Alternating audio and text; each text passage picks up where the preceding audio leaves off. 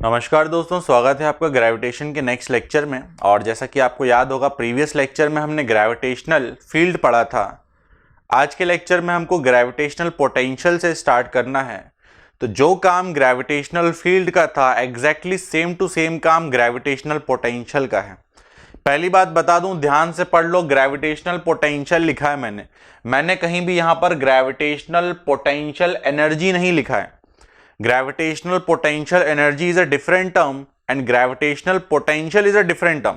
दोनों अलग अलग बातें होती हैं, तो कंफ्यूज मत होना। ये अलग है, पोटेंशियल अलग होता है एंड पोटेंशियल एनर्जी अलग होता है।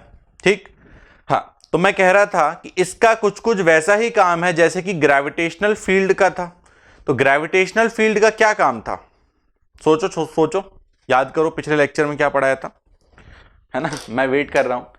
तो ग्रेविटेशनल फील्ड का ये काम था कि अगर, फिर से बोलता हूं, ग्रेविटेशनल फील्ड हमको ये बताता था कि 1 kg टेस्ट चार्ज पर क्या फोर्स होता होगा। 1 kg टेस्ट चार्ज पर लगने वाले फोर्स को ही हम क्या बोलते थे? Gravitational field. ऐसा होता था। सेम टू सेम कहानी यहां पर है। ग्रेविटेशनल पोटेंशियल का मतलब होता है, इसका मतलब होता है potential energy of 1 kg test particle. पूरा सेम टू सेम वैसे ही है, बस रिलेट करते आना चाहिए आपको। तो थोड़ा सा रिलेट करेंगे। ग्रेविटेशनल फील्ड बताता था 1 किलो पर लगने वाला फोर्स, ठीक वैसे ही ग्रेविटेशनल पोटेंशियल क्या बताता है? 1 किलो की पोटेंशियल एनर्जी। सिंपल सी बात है, दोनों का काम एक ही है। काम क्या है कि भाई 1 किलो का हमको पता है, तो 2 किलो के लिए 2 से मल्टीप्लाई करूंगा, 3 kg के लिए 3 से मल्टीप्लाई करूंगा, तो m kg के लिए m से मल्टीप्लाई कर दूंगा। तो दोनों का काम बिल्कुल वैसे ही है। तो potential energy of 1 kg test particle को ही क्या बोला जाता है? Gravitational potential. ऐसा होता है। अब इसका काम क्या है? अच्छा, इसको रिप्रेजेंट कैसे करते हैं? इसको हम रिप्रेजेंट करते हैं कैपिटल V से। तो इसका काम कुछ ऐसा है कि 1 kg की जो पोटेंशियल एनर्जी आएगी उसको हम V बोलेंगे, कैपिटल V है ये। तो 2 kg की पोटेंशियल एनर्जी क्या होगी? 2V होगी। तो 3 kg की 3V होती। तो m kg की जो पोटेंशियल एनर्जी होती वो mv हो जाती है। This is capital V, small v मत लिख देना, नहीं तो मोमेंटम बन जाएगा। तो इसका कुछ ऐसे यूज किया जाता है। तो यहां पर हमने जो देखा, एक फॉर्मूला बन चुका है पोटेंशियल एनर्जी का, m इंटू वी। तो हम लिख सकते हैं पोटेंशियल एनर्जी काय से रिप्रेजेंट करते हैं पोटेंशियल एनर्जी को? कैपिटल U से। वर्क पावर एनर्जी हमने पढ़ लिया है। तो ये फॉर्मूला बन गया m इंटू कैपिटल V। ये हो गया।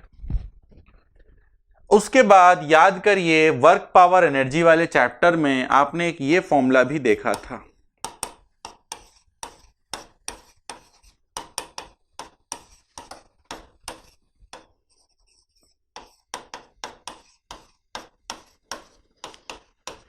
ये फॉर्मूला देखा था आपने एक वेक्टर F का। तो पिछले लेक्चर का और इस लेक्चर का यूज करते हुए हम बोल सकते हैं कि F is equal to ME होता है। ये प्रीवियस लेक्चर में पढ़ा था। और आज के लेक्चर में U इज इक्वल टू, इस U की जगह पर MV होता है। तो देखो, M यहां भी होगा, M वहां भी होगा, M कॉमन होके क्या हो जाएगा? कैंसल।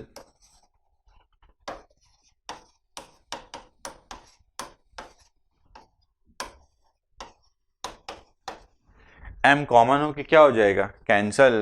तो एक और एक्सप्रेशन आ जाएगा आपके पास, that is vector E is equal to कुछ ऐसा।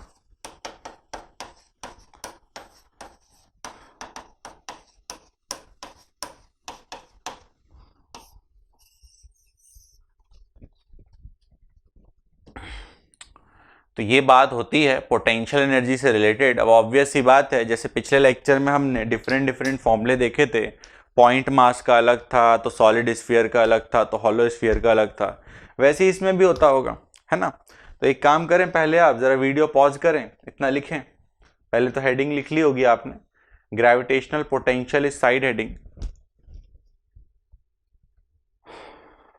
जिसको रिप्रेजेंट किया जाता है कैपिटल वी से। उसके बाद उससे रिलेटेड थ्योरी आप लिख लें। एक बार फिर से मैं रिपीट कर दे रहा हूं, कुछ गलत बोल दिया हो तो आप फिर से सुन लो। वैसे मुझे पता है मैंने कुछ गलत नहीं बोला है। ग्रेविटेशनल फील्ड और ग्रेविटेशनल पोटेंशियल दोनों एक जैसी बातें होती हैं, बस ग्रेविटेशनल फील्ड जो होता है 1 kg पर लगने वाला फोर्स बता देता है, एंड जो ग्रेविटेशनल पोटेंशियल है वो 1 kg की पोटेंशियल एनर्जी बता देता है। तो फील्ड क्या बताता है? फोर्स। एंड पोटेंशियल क्या बताता है? Potential energy. किसकी? 1 kg की। सो दैट अपना काम आसान हो जाए, कुछ ऐसा। तो आप इसको लिख लो, फिर हम आगे बढ़ते हैं।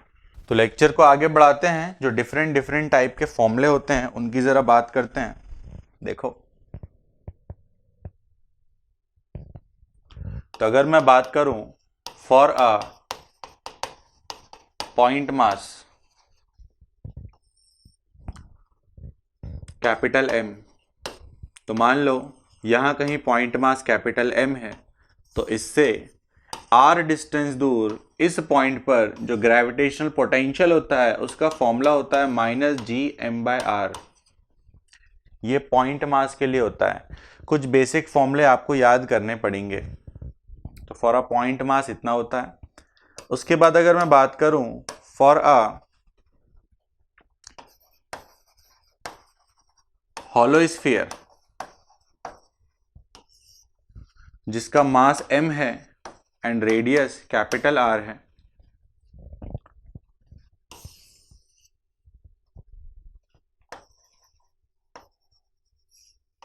रेडियस R, मास इसका m।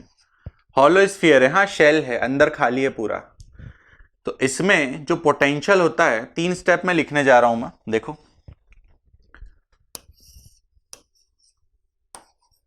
एक तो इस पॉइंट पे लिख रहा हूं। इस पॉइंट पर जो पोटेंशियल है उसको मैं कहूंगा V आउटसाइड, जो कि होता है -g/r, ये होता है।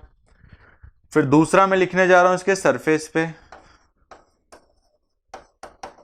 इसके सरफेस पे होता है -gm/R। और तीसरा लिखने जा रहा हूं मैं इसके अंदर वाले पॉइंट पे। इसके अंदर वाले पॉइंट पे भी वही होता है जो कि इसके सरफेस पे होता है। तो अगर यहां कहीं कोई पॉइंट में कंसीडर करूंगा तो उस पे भी वही आएगा जो कि सरफेस पे आया था, मतलब -gm/R। तो ये हॉलो स्फीयर के लिए होता है।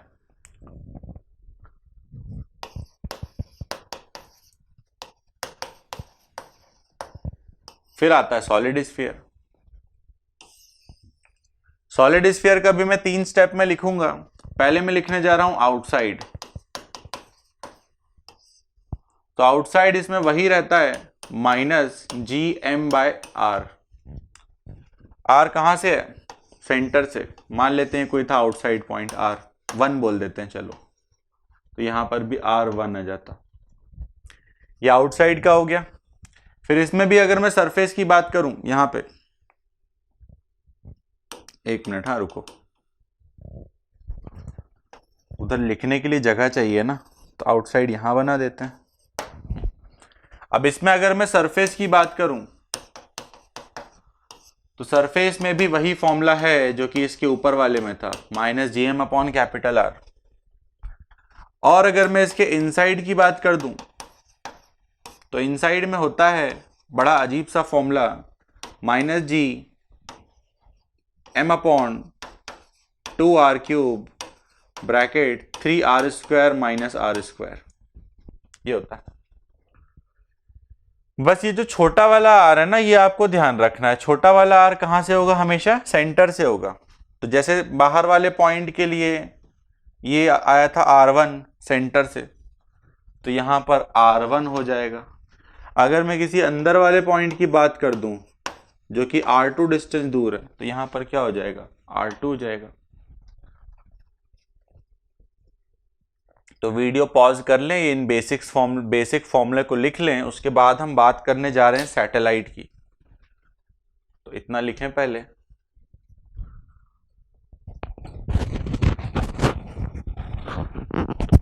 मान के चलते लिख लिया होगा, फिर इतना और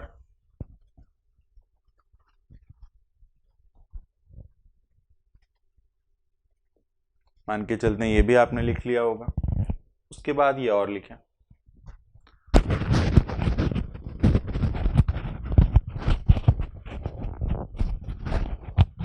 लिख लिया सबने, ठीक। इसके बाद साइड हेडिंग लिखें मोशन ऑफ अ सैटेलाइट। इसके बाद साइड हेडिंग लिखेंगे आप मोशन ऑफ अ सैटेलाइट। तो देखो सैटेलाइट की बात कर रहा हूं मैं। मान लेते हैं हमारा प्यारा प्लैनेट अर्थ जिसका मास m है, रेडियस r है। ये मैंने अर्थ को ड्रॉ कर दिया। उसके बाद हम बात कर रहे हैं किसी सैटेलाइट की। तो मान लो कि ये कोई सैटेलाइट होता है, ये नहीं है सैटेलाइट, हाँ ये है सैटेलाइट। ये छोटा सा एक छोटा सा सैटेलाइट होता है जो कि अर्थ के सेंटर से स्मॉल r डिस्टेंस दूर है। एक बात मैं बार बार रिपीट कर रहा हूं, इस बात को दिमाग में बैठा लो। जब भी मैं स्मॉल r यूज करता हूं तो वो हमेशा सेंटर से ही डिस्टेंस होता है, ठीक है। और जो कैपिटल R होता है वो हमेशा प्लैनेट का रेडियस होता है। बाकी नहीं भी याद करोगे तो बार बार आएगा, वो अपने आप याद हो जाएगा। तो ऐसा कुछ है।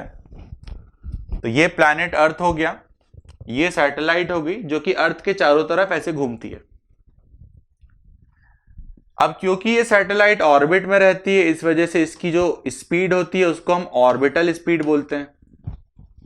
वीओ का मतलब यहां पर क्या है, छोटा वी है, ये ध्यान रखना। इसका मतलब है ऑर्बिटल स्पीड। अब मोशन ऑफ अ सैटेलाइट में हम बहुत सारी चीजें कैलकुलेट करना चाहते हैं। हम चाहते हैं कि वेलोसिटी क्या होगी, ये जानना चाहते हैं। हम ये जानना चाहते हैं कि एक राउंड कितने टाइम में कंप्लीट करता होगा। हम ये भी जानना चाहते हैं कि इसकी काइनेटिक एनर्जी क्या होती होगी, किसकी, इसकी सैटेलाइट की। हम ये भी जानना चाहते हैं सैटेलाइट की पोटेंशियल एनर्जी क्या होती होगी। हम ये भी जानना चाहते हैं कि सैटेलाइट की टोटल एनर्जी क्या होती होगी। तो इतनी बातें बस हमको कैलकुलेट करनी है, जो कि कैलकुलेट करना बहुत आसान है। देखो सीधी सी बात है, अगर ये सैटेलाइट सर्कल में रहती है, अगर ये सैटेलाइट सर्कल में है तो इसको चाहिए होगा सेंट्रीपिटल फोर्स। इसको क्या चाहिए होगा, centripetal force, that is mv0² ये। और ये फोर्स कहां से मिलेगा, ऑब्वियसली ग्रेविटेशनल फोर्स से। तो अर्थ और सैटेलाइट के बीच में जो ग्रेविटेशनल फोर्स होगा that is Gmm/r²। this will provide the necessary centripetal force। ये हो गया। तो यहां से आप देख सकते हो V0 आ गया, √Gm/r। ये V0 आ गया। अब अगर V0 आ गया तो फटाफट काइनेटिक एनर्जी आ जाएगी। Kinetic energy ½ mv0²। तो V0 आ गया था, रख दूंगा यहां पे, तो हो जाएगा Gmm/2r। काइनेटिक एनर्जी लिख दिया मैंने। तो अब मैं पोटेंशियल एनर्जी लिखना चाहूंगा using the concept of potential, ठीक है। अब मैं क्या करने जा रहा हूं समझो। ये क्या है, ये सॉलिड स्फीयर है। इस सॉलिड स्फीयर की वजह से इस पॉइंट पर जो पोटेंशियल होता, पोटेंशियल वो होता -Gm/r। देखो अभी अभी लिखवाया ऊपर, है ना, इतनी जल्दी भूले तो होगे नहीं। ये देखो बाहर वाले पॉइंट पे सॉलिड स्फीयर की वजह से क्या होता है, -Gm/r, वही यूज किया मैंने।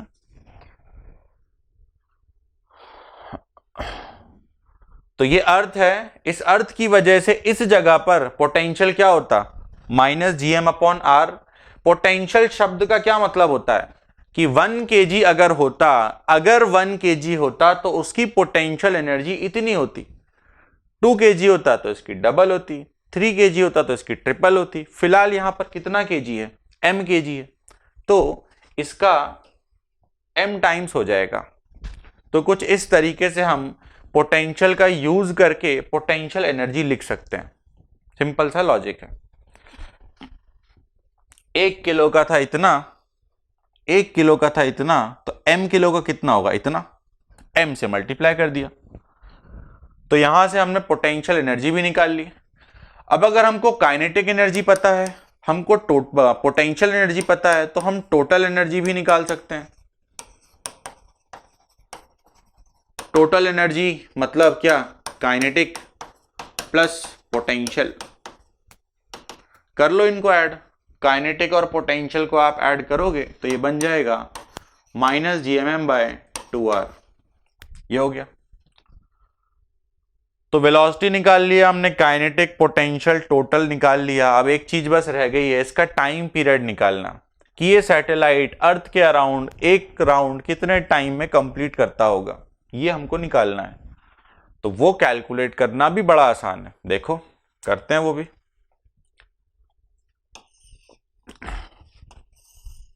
ये क्या हो गया,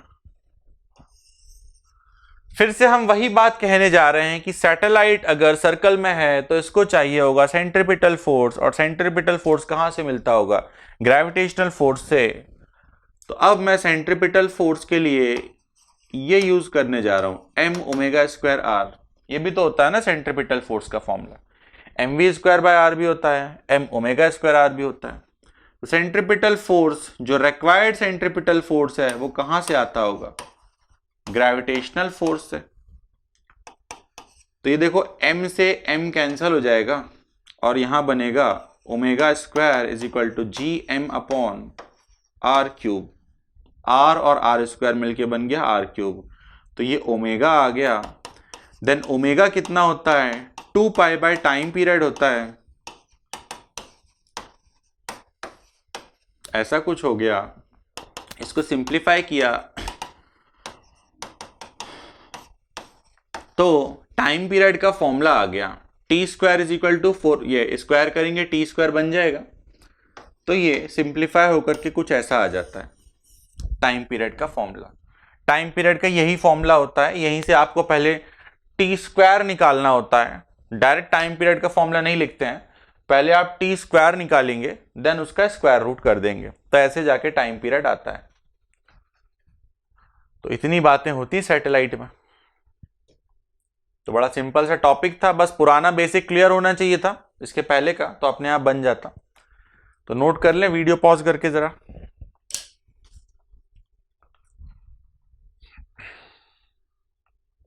तो मान के चलते हैं आपने लिख लिया होगा इतना, उसके बाद ये और लिखें यहां तक।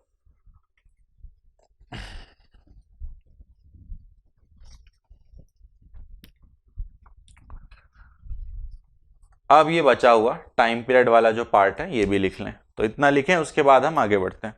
तो लेक्चर को आगे बढ़ाते हैं और उसके बाद हम बात करने जा रहे हैं एस्केप वेलोसिटी की। तो एस्केप वेलोसिटी का मतलब होता है कि किसी ऑब्जेक्ट को कम से कम कितनी वेलोसिटी से प्रोजेक्ट किया जाए सो दैट वो अर्थ का ग्रेविटेशनल फील्ड एस्केप कर जाए और इन्फिनिटी पे पहुंच जाए। इस वजह से इसको एस्केप वेलोसिटी भी बोला जाता है। देखो डायग्राम की हेल्प से समझाता हूँ। मान लेते हैं हमारा प्लैनेट अर्थ, मास इसका m, रेडियस इसका r। अब इसमें यह बोला जा रहा है कि अर्थ के सरफेस से, इस पॉइंट से एक स्मॉल m के ऑब्जेक्ट को अगर एस्केप वेलोसिटी से फेंका गया, अगर एस्केप वेलोसिटी से थ्रो किया गया, तो यह ऑब्जेक्ट कहां पहुंच जाएगा, infinity.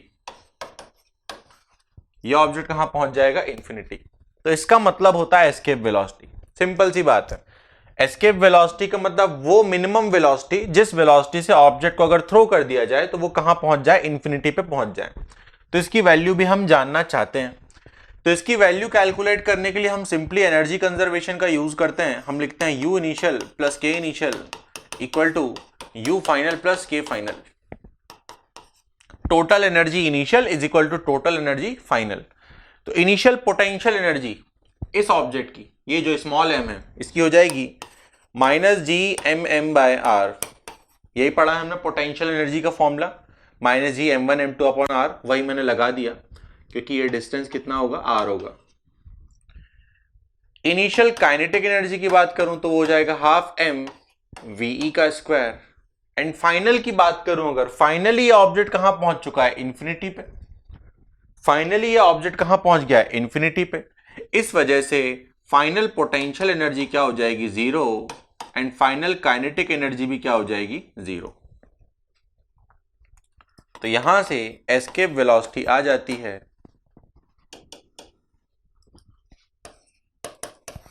√2 gm/r।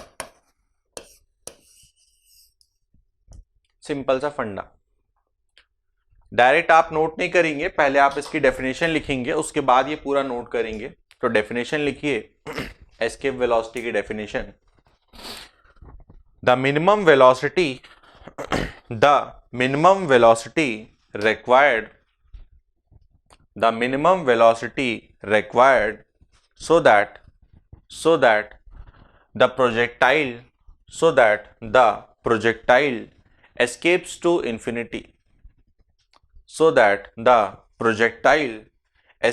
to infinity, projectile किसको बोलते हैं? प्रोजेक्टाइल मोशन में मत कूद जाना, है ना। प्रोजेक्टाइल मोशन की मैं बात नहीं कर रहा हूं, प्रोजेक्टाइल की बात कर रहा हूं। प्रोजेक्टाइल का मतलब होता है सिंपली एक ऑब्जेक्ट जिसको ऐसा थ्रो कर दिया गया हो। किसी भी ऑब्जेक्ट को ऐसा थ्रो किया जाए तो उस ऑब्जेक्ट को ही प्रोजेक्टाइल बोला जाता है। तो यहां पर हम प्रोजेक्टाइल किसको कह रहे हैं? इस पार्टिकल को। इसको प्रोजेक्ट किया है ना, तो इसको प्रोजेक्टाइल बोल रहे हैं, बस और कुछ नहीं। तो क्या बोला? The minimum velocity required so that the projectile escapes to infinity is called escape velocity. उसके बाद वीडियो पॉज करके ये आप नोट कर लें, उसके बाद फिर हम आगे बढ़ते हैं। इसके बाद फिर आता है केप्लर्स के 3 लॉ।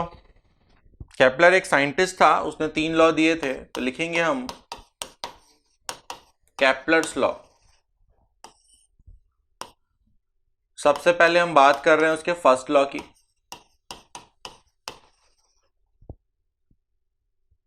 केप्लर के फर्स्ट लॉ को लॉ ऑफ ऑर्बिट्स भी बोला जाता है। तो इसमें केप्लर ने फर्स्ट लॉ में ये बताया था कि हमारे सोलर सिस्टम में जितने भी प्लैनेट्स हैं वो एक एलिप्स में घूमते हैं। हमारे सोलर सिस्टम में जितने भी प्लैनेट्स हैं वो एलिप्स में घूमते हैं, ऐसा कुछ है। ये मान लेते हैं हमारा प्लैनेट अर्थ है। सिर्फ अर्थ की बात नहीं कर रहे हैं हम, यहां पर किसी भी प्लैनेट की बात कर रहे हैं। तो ये प्लैनेट है जो कि ऐसा एलिप्स में घूमता है, और जो सन होता है वो इस एलिप्स के किसी एक फोकस पे बैठा होता है। ये डायग्राम ध्यान से देखना, कहानी बदल गई है। इसको प्लैनेट और उसको सैटेलाइट मत मान लेना, ठीक है। प्लैनेट और सैटेलाइट की कहानी खत्म हो गई है, अब सन और प्लैनेट की बात की जा रही है। तो केप्लर का फर्स्ट लॉ, जिसको लॉ ऑफ ऑर्बिट्स भी बोला जाता है, चाहे तो लिख लो आप फर्स्ट लॉ या फिर और लॉ ऑफ ऑर्बिट। तो इसमें केप्लर ने यही बताया था कि जो सन होता है, सन वो इस एलिप्स के किसी एक फोकस पे बैठा होता है, और जो प्लैनेट होता है वो ऐसा एलिप्टिकल मोशन कर रहा होता है। तो ये होता है केप्लर का फर्स्ट लॉ। तो इसमें लिख लो जरा, each planet performs elliptical motion. Each planet performs elliptical motion with sun present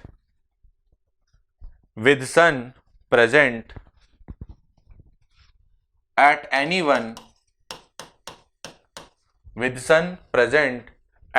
one foci। ये है spelling, with sun present at any one foci of the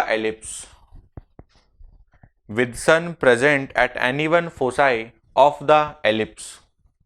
उसके बाद ये सिंपल सा डायग्राम रहेगा। ऐसे आप इसका पाथ दिखाना चाहते हो तो दिखा सकते हो। प्लैनेट ऐसा जाता होगा, ऐसा ट्रैवल करता होगा पूरे एलिप्स में। पता है प्लैनेट एलिप्स में रहता है, इसी वजह से ठंड का मौसम आता है और गर्मी का मौसम आता है। देखो, जब प्लैनेट दूर चला जाता है सन से तो विंटर चल रही होती है, और जब प्लैनेट पास आ जाता है सन के तो क्या आ जाता है? समर आ जाता है। तो मौसम भी इसी वजह से बदलते हैं। तो जरा वीडियो पॉज कर लो, ये डायग्राम बना लो, मान के चलते हैं हो गया होगा। फिर आते हैं केप्लर के सेकेंड लॉ में। केप्लर का सेकेंड लॉ जो है वो होता है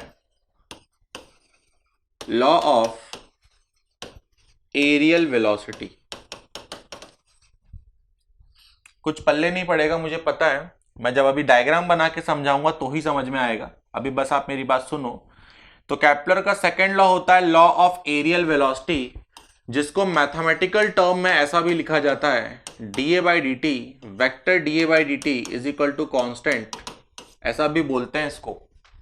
ठीक है, अब इसका मतलब क्या है ना, इसका मतलब भी समझते हैं। देखो, मान लेते हैं कोई प्लैनेट था जो कि ऐसा एलिप्स में अपना मोशन कर रहा था, और मान लेते हैं यहां पर सन था।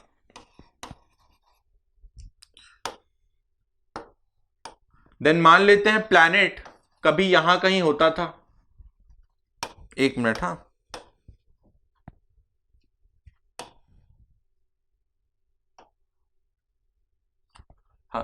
तो मान लेते हैं जो प्लैनेट था वो पहले यहां कहीं होता था, और प्लैनेट मान लो 1 महीने के टाइम में यहां से ट्रैवल करके यहां आ गया।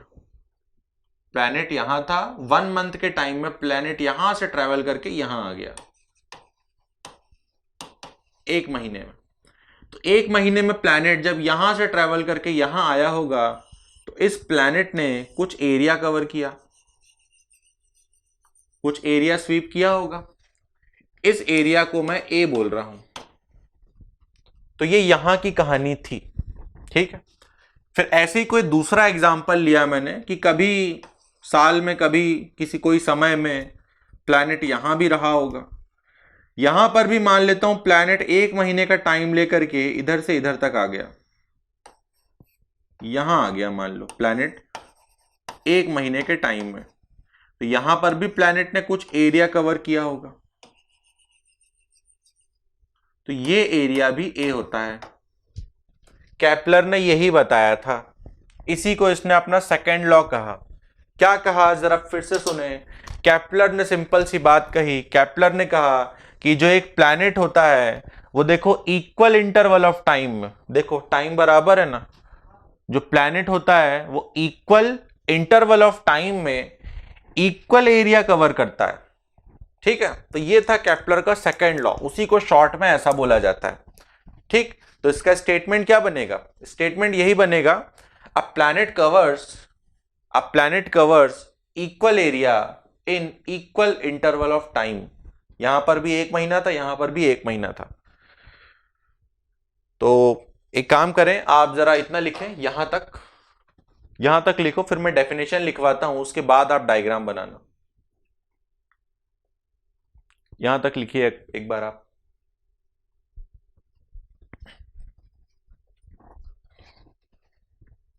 तो मान के चलते लिख लिया होगा आपने, यहां तक डेफिनेशन लिख लो, मतलब जो अभी मैंने कहा, डेफिनेशन नहीं सॉरी स्टेटमेंट, और लगा के लिख सकते हैं। और इसके बाद मैं बोल रहा हूं, और प्लैनेट कवर्स या फिर प्लैनेट स्वीप्स भी लिख सकते हो, जो इजी लगे वो लिख लें। Planet covers equal area, planet covers equal area in equal interval of time.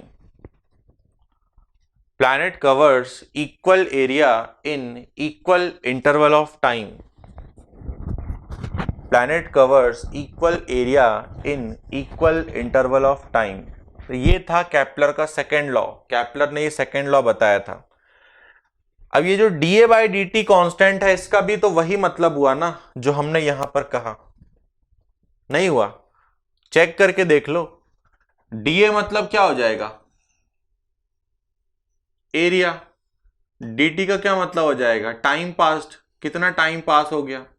तो अगर आप यहां पर चेक करो तो यहां पर देखो इसने कितना एरिया कवर किया था, a, तो dA की जगह क्या लिखता मैं, a। टाइम इसने कितना पास किया था, 1 मंथ, तो dt की जगह क्या लिखता, 1 मंथ। ऐसा था, सिंपल सी बात बोल रहा हूं। डीए मतलब एरिया जितना उसने कवर किया, तो कितना एरिया कवर किया था, ए। dt मतलब जितना टाइम पास हुआ, तो कितना टाइम पास हुआ था, 1 मंथ। तो यहां पर डीए बाई डी टी क्या आया, a बाय 1 मंथ, और वही यहां पे भी आ जाएगा a बाय 1 मंथ। तो वही बात तो हो गई ना कि डीए बाई डी टी आप यहां निकालो, चाहे डीए बाई डी टी आप यहां निकालो, इधर भी वही मिलेगा, इधर भी वही मिलेगा। इस वजह से उसको क्या बोला जा रहा है, कांस्टेंट। क्लियर? कांस्टेंट का क्या मतलब होता है, जो यहां है वो वहां है, उसी को क्या बोलते हैं, कांस्टेंट। तो वही चीज तो यहां पे हो रही है, डीए बाई डी टी में यहां निकालू चाहे यहां निकालू, दोनों जगह सेम आ रहा है। इसलिए डी बाई डी टी को क्या कहा उसने, कांस्टेंट। अब D a by d T हमने कांस्टेंट लिख तो दिया, उस कांस्टेंट की कुछ वैल्यू भी होती होगी, तो उस कांस्टेंट की ये होती है वैल्यू। अलग से डायग्राम बनाना पड़ेगा मुझे इसके लिए। जो d a by d t होता है उसकी वैल्यू होती है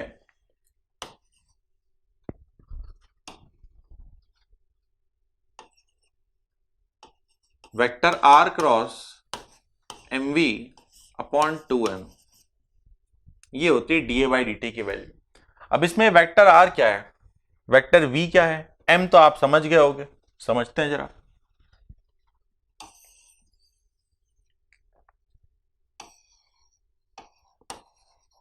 ये सन है, यहां कहीं प्लैनेट था, तो स्मॉल एम जो है ना, ये जो स्मॉल एम है ये प्लैनेट का मास है, ठीक है। फिर ये जो v है ना, ये प्लैनेट की वेलोसिटी है, और ये जो r दिख रहा है ना आपको, ये r है। तो अब आप इसका एक एक टर्म समझ चुके हो। r क्रॉस एम वी आपको सुना सुना लग सकता है, r cross m v is basically angular momentum, तो ये ऐसा भी लिखा जाता है।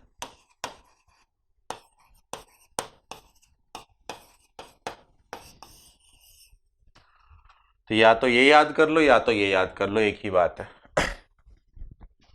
तो वीडियो पॉज करो, इतना नोट करो, उसके बाद हम आगे बढ़ते हैं।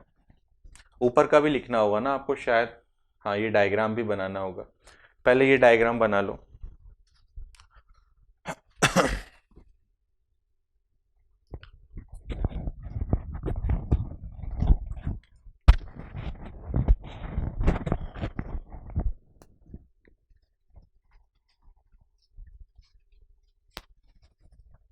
उसके बाद ये नोट कर लें, फिर इसके बाद हम पढ़ेंगे कैप्लर्स का थर्ड लॉ।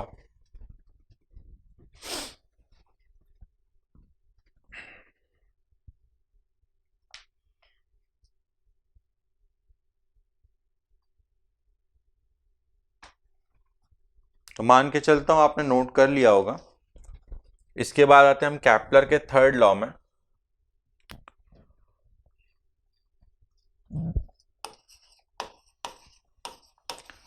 तो जो कैप्लर का थर्ड लॉ है ना, वो हम ऑलमोस्ट पढ़ चुके हैं, ठीक है। याद दिलाता हूं, देखो पहले तो बता दें इसका मतलब क्या है। कैप्लर्स का थर्ड लॉ का मतलब होता है लॉ ऑफ टाइम पीरियड, ये है कैप्लर का थर्ड लॉ।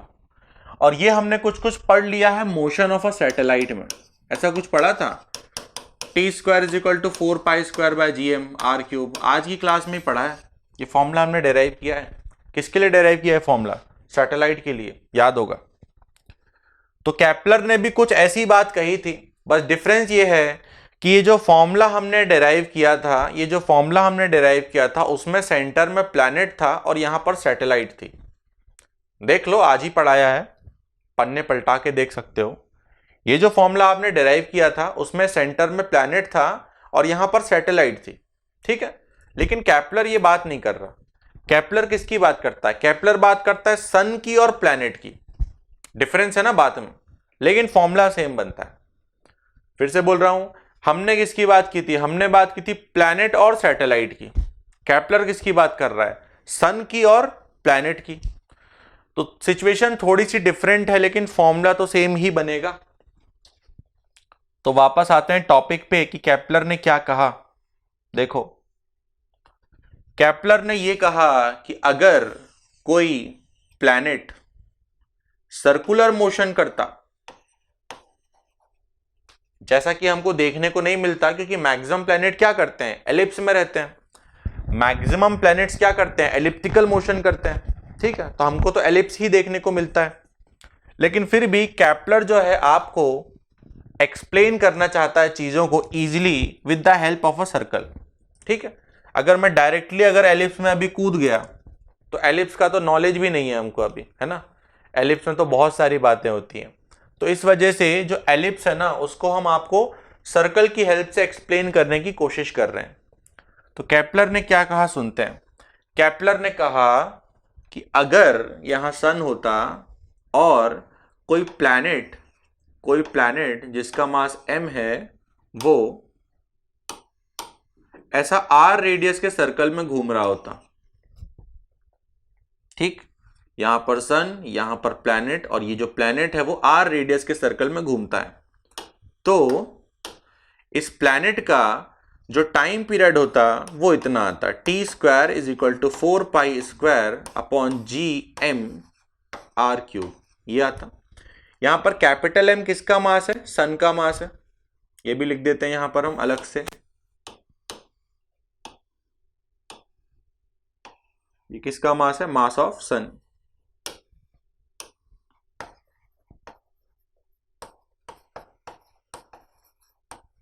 ये होता, किसके लिए बताया ये मैंने? सर्कल के लिए। तो लोगों ने कहा हाँ हम समझ गए, केपलर की बात कर रहा हूं, केपलर समझा रहा है सबको, है ना। तो केपलर ने कहा देखो भाई सर्कल के लिए ये फॉर्मूला आता है। लोगों ने कहा हाँ ठीक है ये फॉर्मूला आता है। फिर केपलर ने कहा अगर सर्कल के लिए आप फॉर्मूला जानते हो तो एलिप्स के लिए आपको परेशान होने की जरूरत नहीं है। एलिप्स के लिए भी आप सेम टू सेम यही फॉर्मूला लगा सकते हो, बट द कंडीशन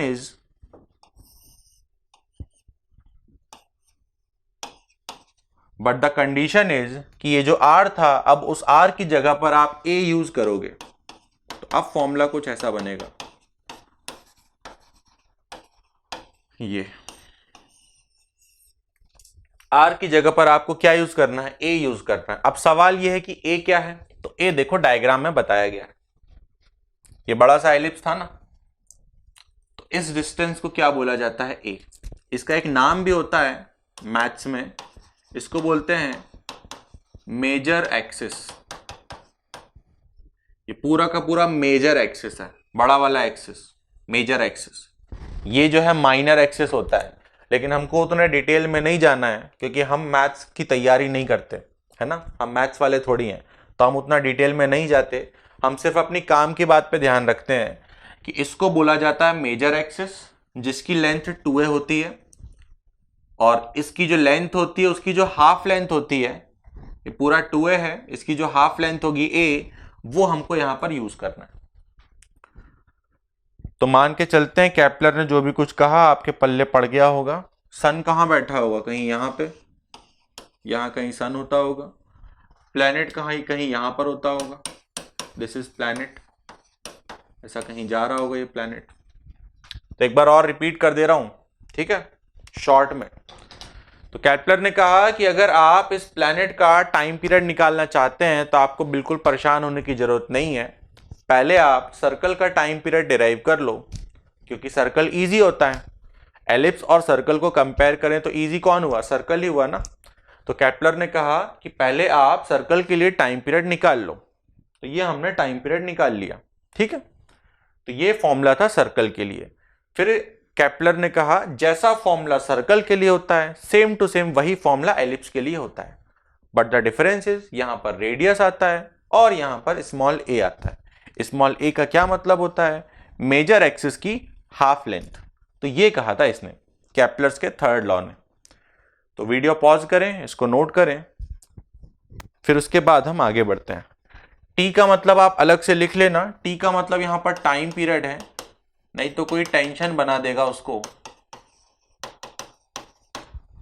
तो वीडियो इतना पॉज करें फिर हम आगे बढ़ते हैं। तो मान के चलते हैं इतना आपने लिख लिया होगा, चैप्टर ऑलमोस्ट खत्म होने वाला है, एक छोटा सा टॉपिक रह गया है, एंड उस टॉपिक का नाम होता है जियो स्टेशनरी सैटेलाइट।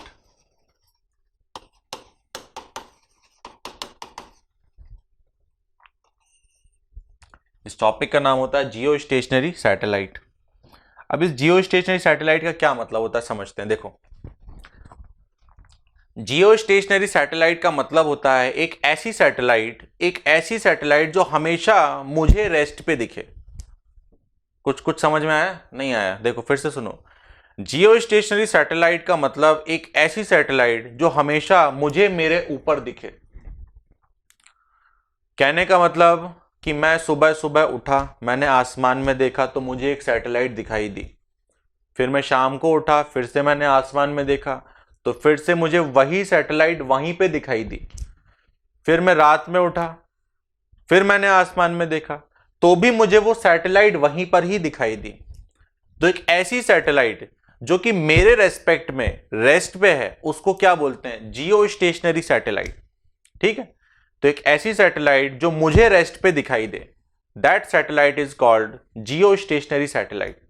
अब ऐसा पॉसिबल कैसे होता होगा? ऐसा पॉसिबल ऐसे होता होगा कि अर्थ जो है ना, अर्थ ऐसे रोटेट करती है, अर्थ ऐसे रोटेट करती है। अर्थ का ये जो रोटेशन है कितने टाइम में कंप्लीट होता है? 24 आवर में। तो अर्थ जो है ऐसे रोटेट कर रही है, अर्थ के साथ साथ मैं भी ऐसे ही रोटेट कर रहा हूं। अर्थ का टाइम पीरियड कितना था? 24 आवर। तो मेरा टाइम पीरियड भी क्या हुआ? 24 आवर। और अगर मैं हमेशा हमेशा के लिए सैटेलाइट को अपनी नजरों के सामने रखना चाहता हूं तो सैटेलाइट का टाइम पीरियड भी क्या हो जाना चाहिए? 24 आवर। तभी तो वो सैटेलाइट हमेशा मेरे सामने रहेगी। जरा ये आपको सोचना पड़ेगा। ये बात ऐसी नहीं है कि आपको समझा दी जाए, या आप खुद इमेजिन करोगे तो आपके समझ में आएगा। फिर भी हम ट्राई कर रहे हैं समझाने का। ट्राई करने में क्या जाता है? मान लेते हैं ये हम थे और ये सैटेलाइट थी। तो हम क्या बोल रहे हैं कि जब हम यहां से यहां पहुंच जाएं रोटेट करके, तो सैटेलाइट भी यहां से यहां पहुंच जाए। तो ऐसी सैटेलाइट को बोला जाता है जियो स्टेशनरी सैटेलाइट। इस इंसान को क्या लगेगा कि अरे ये सैटेलाइट अभी भी मेरे ऊपर है। बाद में क्या लगेगा? अरे ये सैटेलाइट अभी भी मेरे ऊपर है। थोड़ी देर बाद ये इंसान घूम के यहां आ जाएगा और सैटेलाइट घूम के यहां आ जाएगी। इतना तो देख सकते हो ना, जैसे जैसे ये इंसान घूमता है अर्थ के साथ, अर्थ कितने टाइम में घूमती होगी? 24 आवर में। तो जैसे जैसे ये इंसान रोटेट कर रहा है अर्थ के साथ ऐसा, वैसे वैसे सैटेलाइट भी आ रही है। अर्थ एक राउंड घूम के यहां, सॉरी, ये इंसान एक राउंड घूम के यहां आएगा 24 आवर में, और सैटेलाइट भी एक राउंड घूम के आ जाएगी यहीं पे। कितनी देर में? 24 आवर में। तो मैं मान के चलता हूं जियो स्टेशनरी सैटेलाइट का मतलब आपको समझ में आया होगा। Geostationary satellite is a satellite whose time period is 24 hour. तो ये होती है geostationary satellite. Geostationary satellite एक ऐसी सैटेलाइट होती है जिसका टाइम पीरियड 24 आवर होता है। ये सैटेलाइट हमेशा हमारे साथ साथ चलती है, हमेशा हमारे साथ साथ चलती है। तो ये मान लेते हैं अर्थ है, ये इसका एक्सिस ऑफ रोटेशन, मान लो अर्थ ऐसे घूम रही है, और ये रही कहीं पर जियो स्टेशनरी सैटेलाइट। ये जियो स्टेशनरी सैटेलाइट कुछ ऐसे घूमती है। मान लेते हैं इस जियो स्टेशनरी सैटेलाइट का जो डिस्टेंस है from the centre of earth is small are.